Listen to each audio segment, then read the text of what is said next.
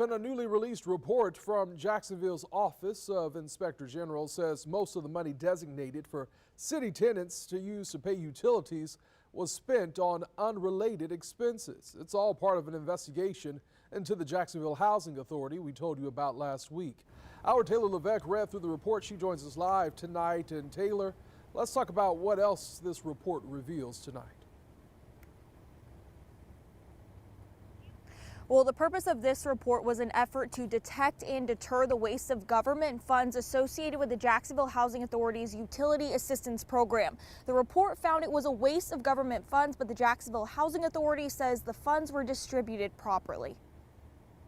The Office of Inspector General says of almost $2 million given to tenants for utilities, only 13.49% was spent on it. It also says the wasteful expenditure of governmental funds can be remedied with appropriate internal controls. The Jacksonville Housing Authority says all families who qualified for utility reimbursement payments received all of the money intended for them, but the money didn't have to be spent on utilities. The debit card also had an ATM cash option, and there were no requirements on how families can use the reimbursement payments. In a letter to Inspector General Matthew LaSalle, President and CEO Dwayne Alexander says the Jacksonville Housing Authority has not violated any federal regulation or internal policy related to the remnants of utility reimbursement payments to participants, and says JHA does not view the proper distribution of utility reimbursement payments to eligible families as a waste of federal funds.